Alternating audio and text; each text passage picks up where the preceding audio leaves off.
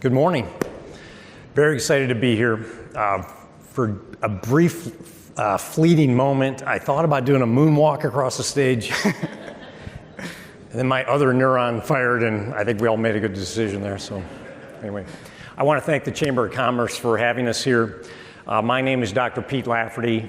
I'm a community radiologist. I've been practicing in the field for 25 years. More recently, I've become a practice leader in a company called Lucid Health. Lucid Health is scaling up best-in-class community radiology using proprietary workflow, IT products, and most recently, injecting powerful AI into our community-based workflow. So very excited to be here. Thank you, Dr. Lafferty.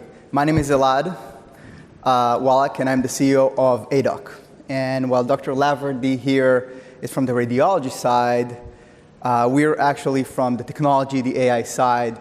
And today we're going to talk with you about the collaboration of, let's say, man and machine. Unfortunately, I'm representing the machine this time around.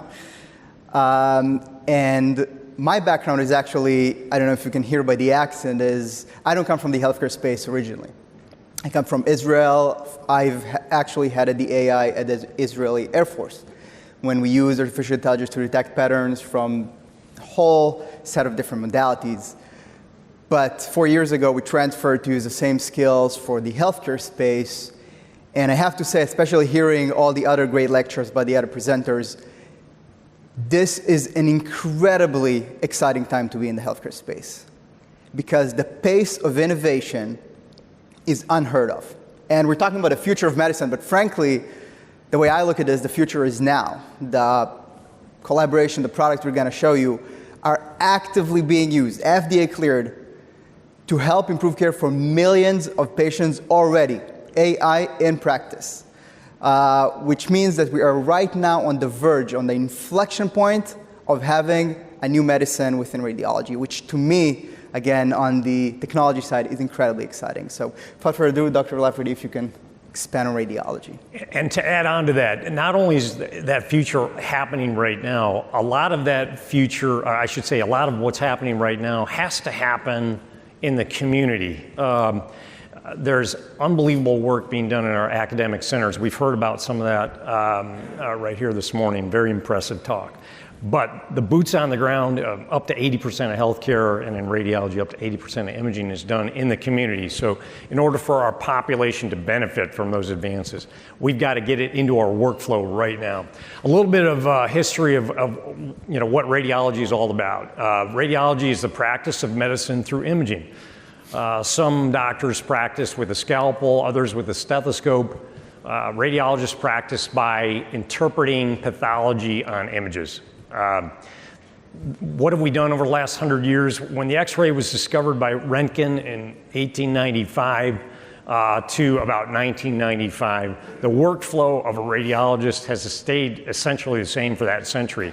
It was capturing image of pathology either by X-ray, CT scanning, MRI, ultrasound, onto a piece of film and illuminating that film, and then a doctor, a radiologist, would interpret the pathology and dictate a report. That carried on right up into the time where we transferred from film-based to computer-based imaging, and yet the workflow really didn't change.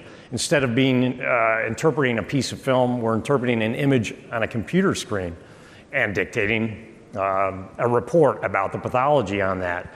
But as we know, computer power has increased exponentially in the last 2 decades. Therefore, we've had an explosion of imaging data.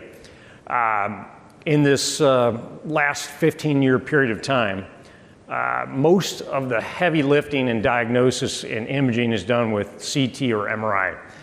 The number of patient exams in the United States has doubled in that 15-year period of time. And yet, that doesn't really capture the increase in data because the imaging data volume has increased probably 20-fold because the average patient exam, which used to have 40 or 50 images in it, now has 400 to 500 images in it. At the same time, the number of doctors available to interpret that data The radiologist numbers have been relatively flat. That creates an incredible spread, a real pain point between the data that needs to be interpreted for patient care and then the number of doctors that are available to interpret that. Also, about 75% of all diagnoses made in the current medical environment are made either in conjunction with or in the Department of Radiology. How many of you have heard about a family member, a loved one recently having exploratory surgery? If they are having exploratory surgery, I want them to move somewhere where they're not doing exploratory surgery. Thank goodness we've gotten to a point in the medical system where that no longer is a term that most people are familiar with. But there's a real pain point here, and we need now a revolution, not an evolution. And that's where there's the ability to think about how we can use technology to create or to narrow that spread between the data that has to be interpreted and the number of doctors.